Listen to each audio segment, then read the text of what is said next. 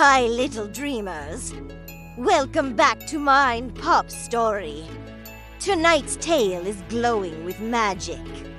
Luna the Firefly goes on a journey through the Whispering Woods to find the rare Cloudberry that grants one wish.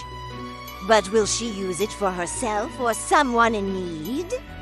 In a quiet meadow where the stars twinkled low, Luna the Firefly blinked gently in the night air.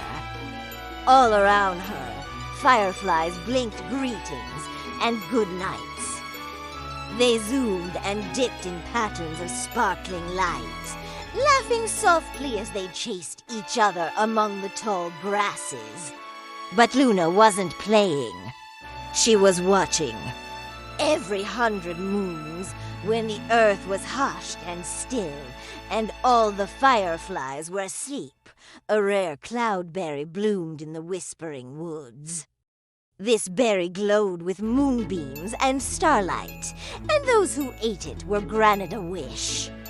For hundreds of moons, Luna had dreamed of tasting the cloudberry. She imagined its cool, sweet juice dripping down her chin and filling her with magic. She longed to be the brightest firefly in the Whispering Woods, to shine like a fallen star. One night, when the moon was a perfect circle, Luna announced to her family, "I'm going to find the cloudberry." Her little brother gasped. But it's just a silly story. No one has ever found it, but Luna knew better. She had watched the cloudberry bloom every 100 moons since she was a little firefly, and she was determined to eat it before any of the others. So while the rest of the fireflies slept, Luna set off toward the woods. Zipping through the branches, she felt the wind ruffle her wings.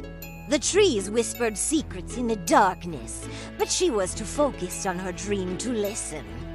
She dodged sleeping bats and snoozing owls, ignoring their sleepy hoots. And soon she heard a sound that made her heart leap. It was the sound of running water. Following the music, she came to a babbling brook and saw something amazing. On the far bank, the bushes were glowing with silver light. Peeking through the leaves, Luna saw the most beautiful fruit she had ever seen. Soft, silver, and shimmering with light, the cloudberry glowed like a captured moonbeam. Luna couldn't believe her luck. She was so close. Then suddenly, a grumpy voice croaked, "Well, what do we have here?" Startled, Luna turned to see a toad blocking her path. Its bulging eyes glistened in the moonlight. "Are you trying to reach the cloudberry?" he asked. "If you want it, you'll have to catch me." With that, the toad hopped into the brook and swam toward the opposite bank. Determined to get her wish, Luna took off after him. She flew over the water, hardly noticing the splash as the toad dived under a log. He popped out ahead of her and beckoned with a finger. "Catch me if you can," and he was gone again in another splash. Finally reaching the other side, Luna found herself face to face with the toad. Panting, she demanded, "Let me have the cloudberry," but the toad only laughed. "You're not fast enough," he croaked. "Give it up." Thinking quickly, Luna said, "You're right. I'll never catch you. But maybe I don't need the cloudberry after all." The toad blinked. "What do you mean?" he croaked suspiciously. "You look lonely," Luna said. "Would you like some company?" Confused by her sudden change of plans, the toad sat heavily on a nearby stone.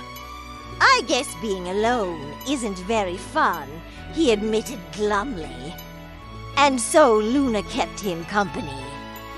They talked about the stars and the moon and the fireflies and the toad's life in the brook.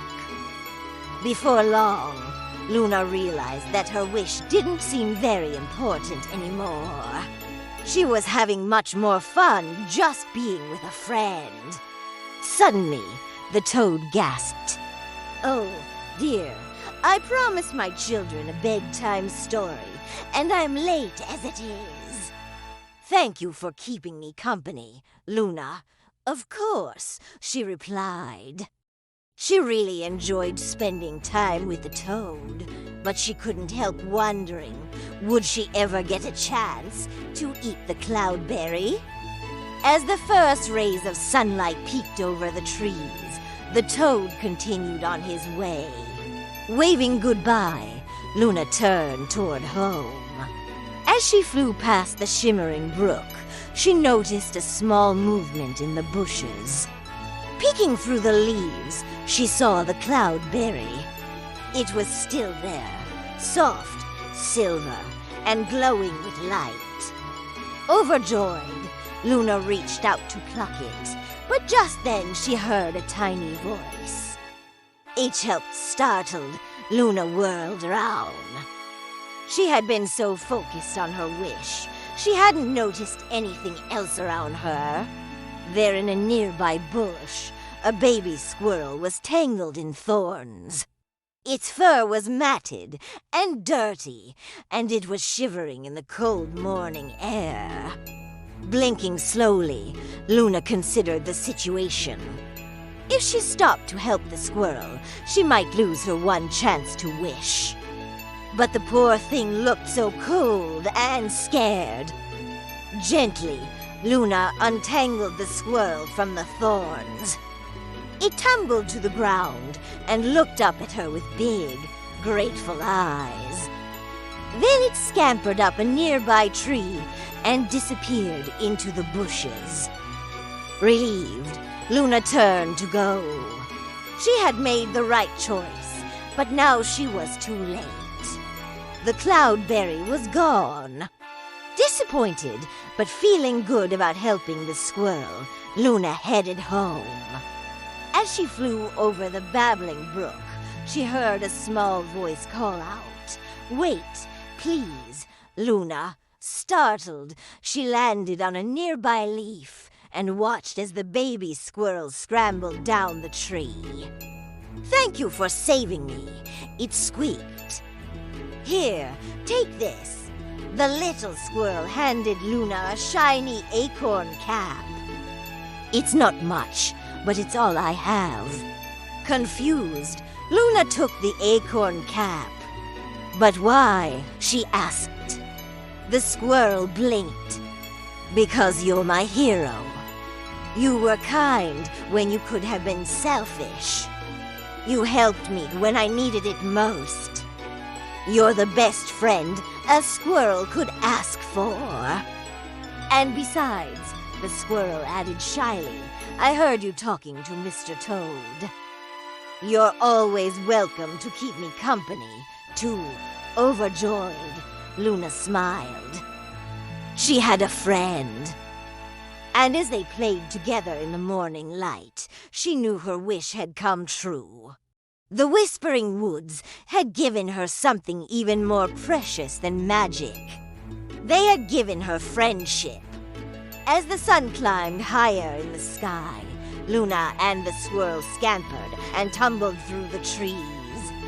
Suddenly, the squirrel stopped and stared at Luna's wings. "Why are your wings different today?" he asked. "They're sparkling brighter than ever before." Luna blinked. She had been so focused on playing, she hadn't noticed. Looking down at her wings, she gasped. Usually, her wings sparkled with a soft, steady light.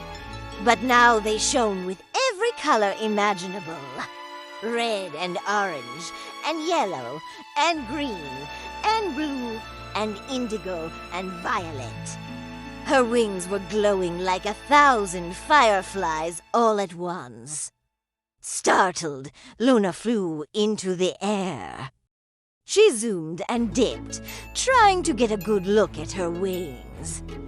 The squirrel watched in awe as she flashed through the trees, leaving trails of sparkling light in her wake.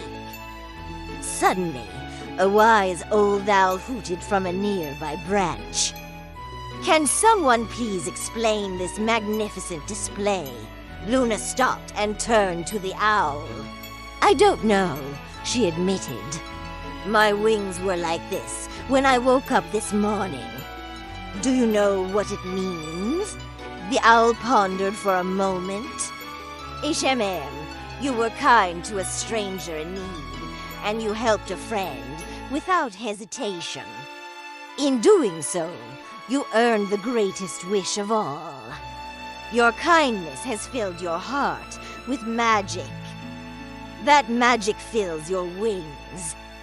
From now on, you may sparkle as brightly as you like, whenever you like. You may share your light with whoever needs it most, and you may always remember the day you chose kindness." Overwhelmed with joy, Luna hugged the owl. She couldn't believe how lucky she was. The Whispering Woods had given her a gift more wonderful than any wish. Now her wings would sparkle with magic forever. And from that day forward, Luna spent her nights zipping through the woods with her new friend, the little squirrel, sharing her light with everyone she met. The end. Little dreamers, it's time for bed. Let your dreams sparkle with magic tonight. We'll see you next time on Mind Pop Story.